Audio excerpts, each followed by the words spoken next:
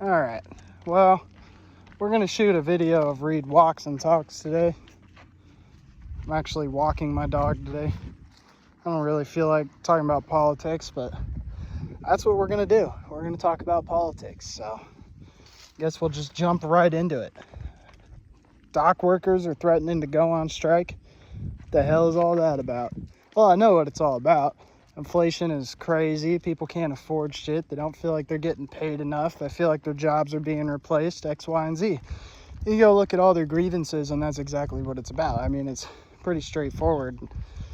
You know, if they shut down, shuts down our trucking industry, our retail industry, basically every industry gets shut down. I mean, right down to the industry I work in. I work in the meat business. You know, we're not going to be able to get a lot of different plastics and different stuff that we use to package up our meats. It'll definitely hit everyone will have to get pretty innovative. I mean, like in the meat business, we'll probably switch to like paper and shit. But yeah, major ports threatening to shut down.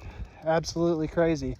And I think if that happens, there's no way that the Democrats will win the election in November. I mean, there's absolutely no way they can win at that point. You wreck the economy to the point that the economy shuts down. I mean, something like that happening would crash the stock market entirely, and it would expose it for what it is, which is an overinflated bubble, in my opinion. It's absolutely overinflated. People are buying less volume of goods.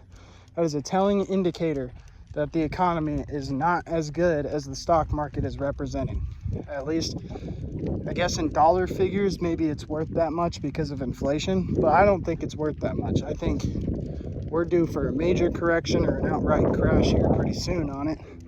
And so that's why I'm scared about that dock worker strike, man. Like, I'm actually scared about what it might do to this country and what might happen. Because you got to think about outside things that are going on, like that war in Israel, the war in Ukraine, China surrounding Taiwan. Our economy shuts down and goes into a free fall for even just 3 months. It's a good time for them to strike through and really F some stuff up, you know? So you got that going on. That's absolutely wild. What's next? What did I have? We'll switch gears to the political candidates. Kamala Harris going on Oprah. What an absolute crap show that was.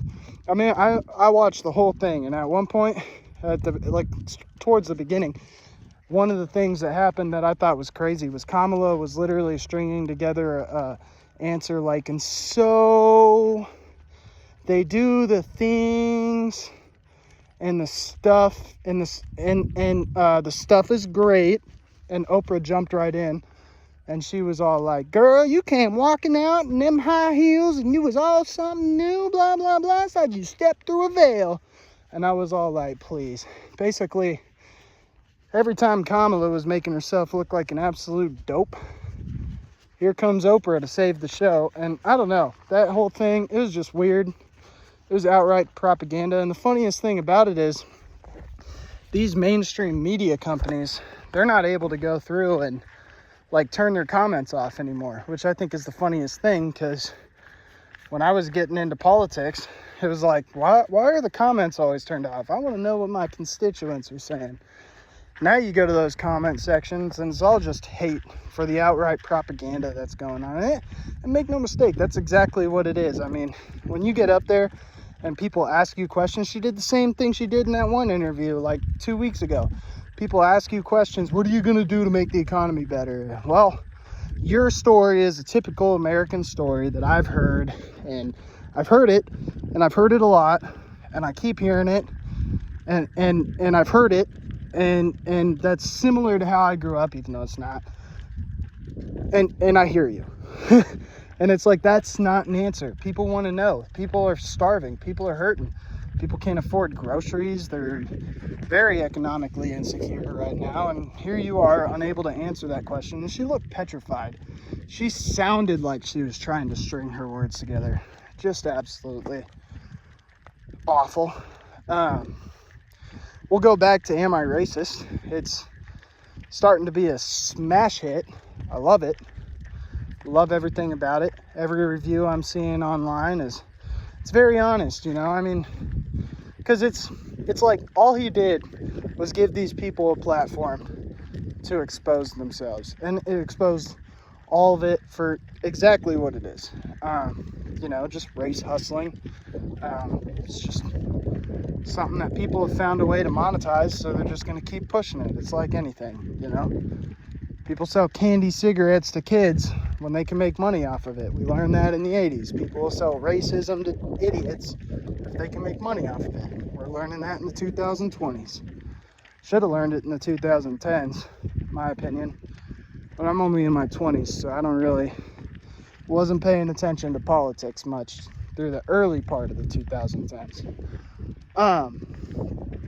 We'll switch gears a little bit. Lebanon, Israel, Hezbollah. Shit's wild, man. The whole pager thing, I guess I'd never really covered that. That in and of its own right is crazy, but just the fact that they've ramped up their fighting, and we'll see if the actual country of Lebanon, how they react to the whole thing, because you gotta think there's ordnance being delivered onto their real estate. I mean, if we had a cartel operating in Texas and Mexico just launched an airstrike into Texas, even if it was on them, I'm pretty sure we would have some strong words about it. So we'll see how all that goes. Ukraine, that push into Russia, pretty sure it's still being sustained a little bit from the last time that I looked. Don't take that too much, but Russia is having a real hard time in Ukraine right now. They can't really seem to make much gains because they've had to divert so many resources to that, and they're not as mobile of a military.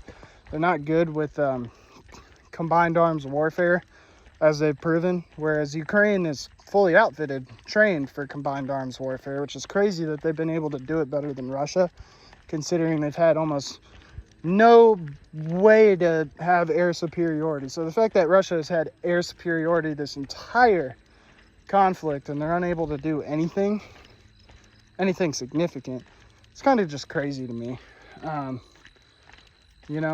I'll have to dive a little bit deeper into what's going on, maybe give you guys some frontline updates or whatever. That's kind of the direction I want to take this stuff as I get more organized with it. But yeah, I mean, that war in Ukraine, it'll be interesting to see what kind of off-ramp they find for that, because Russia can't win as long as we keep supplying Ukraine, because our technology is too good. And Ukraine can't win if we don't supply them men, because they're overwhelmed by numbers. So it's kind of an even match there on either side. Russia has more of a ceiling than Ukraine does. I think Ukraine is at their ceiling and Russia still has room to grow, obviously. So that's pretty weird. I wish all that would settle down. They're sending more troops out to Israel, which is kind of a gut wrench, because my cousin was out there for a while getting shot at. He was on the USS Gravely. You can look this up. The only ship to activate its CWIS, which is developmental technology to defend against a ship-to-ship missile, which aims for hot heat signatures like engine bays and stuff. And that was kind of his job, was working in the engine room. So then you go back to the debate and you hear people like Kamala Harris say, well, today we have no active duty soldiers out in combat zone. Well, BS. Absolute BS. Okay? Absolutely BS.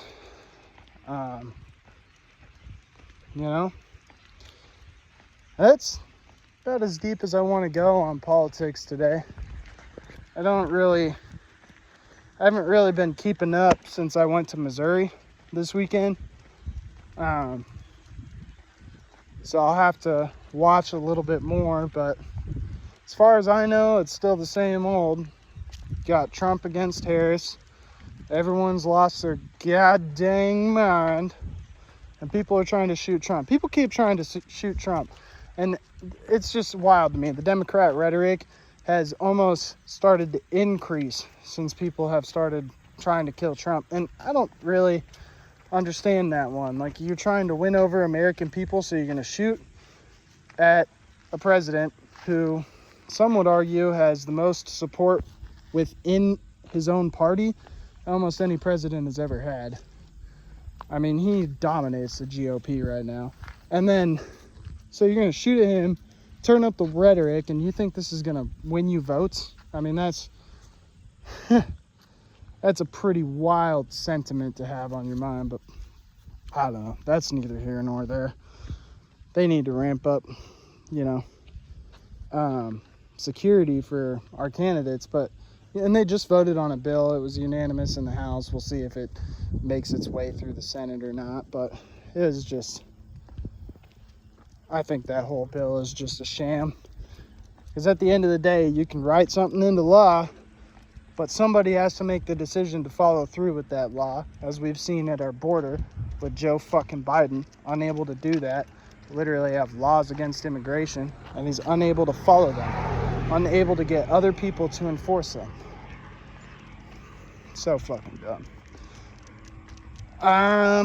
Yeah, this has been Reed Walks and Talks. That's everything that's on my mind. It's out there.